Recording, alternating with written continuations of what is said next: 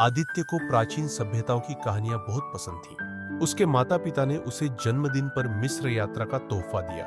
वह खुशी से फूला नहीं समा रहा था।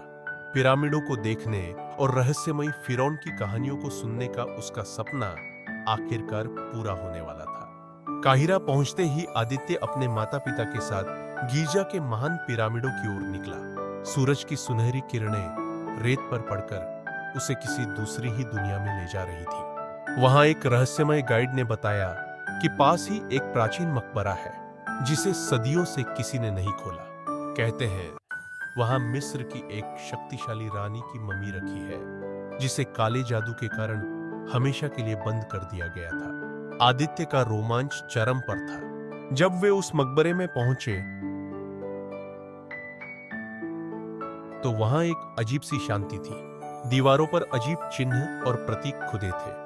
आदित्य की नजर एक पथरीले ताबूत पर पड़ी। जैसे ही गाइड ने ताबूत को हल्का सा छुआ, एक जोरदार कंपन हुआ। मकबरे के अंदर की हवा भारी और ठंडी हो गई। ताबूत का ढक्कन धीरे धीरे खिसकने लगा। अचानक अंदर से एक डरावनी कराह सुनाई दी। ताबूत से एक महिला की आकृति निकली, सूखी लिपटी हुई पट्टियों में लिपटी, लेकिन उसकी आंखें चमक रही थी। यह थी मिस्र की मम्मी। उसके जागते ही चारों ओर अंधकार फैलने लगा। मम्मी ने एक भयानक चिल्लाहट के साथ अपने हाथ उठाए और पास खड़े गाइड पर हमला कर दिया। गाइड की चीखें मकबरे में गूंज उठी और वह धूल में बदल गया। आदित्य घबरा गया, लेकिन वह जानता था कि उसे डरना नहीं है। उसके माता पिता ने भागने की कोशिश की, लेकिन मम्मी ने अपने हाथों से रेत के सिपाही पैदा कर दिए जो रास्ता रोकने लगे।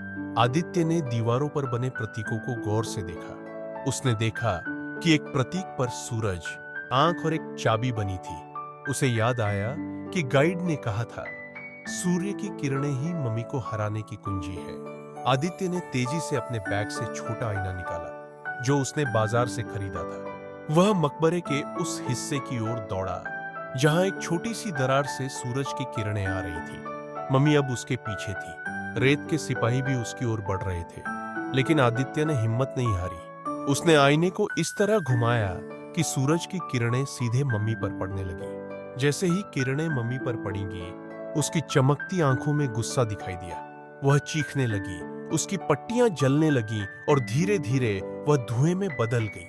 रेत के सिपाही भी रेत के ढेर में बिखर गए। मकबरे के अंदर फिर से शांति छा गई। आदित्य के माता पिता दौड़ते हुए उसके पास आए और उसे गले लगा लिया। सब सुरक्षित थे। जब वे मकबरे से बाहर निकले तो सूरज ढल रहा था।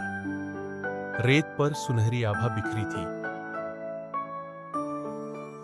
मानो खुद मिस्र का सूर्य देव आए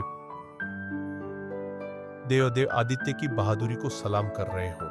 यह यात्रा आदित्य के लिए बस एक रोमांचक सफर नहीं थी, यह उसकी हिम्मत, बुद्धिमत्ता और साहस की परीक्षा थी। मिस्र की मम्मी एक बार फिर सो चुकी थी, लेकिन पिरामिडों की रेत में उसकी कहानी हमेशा गूंजती रहेगी।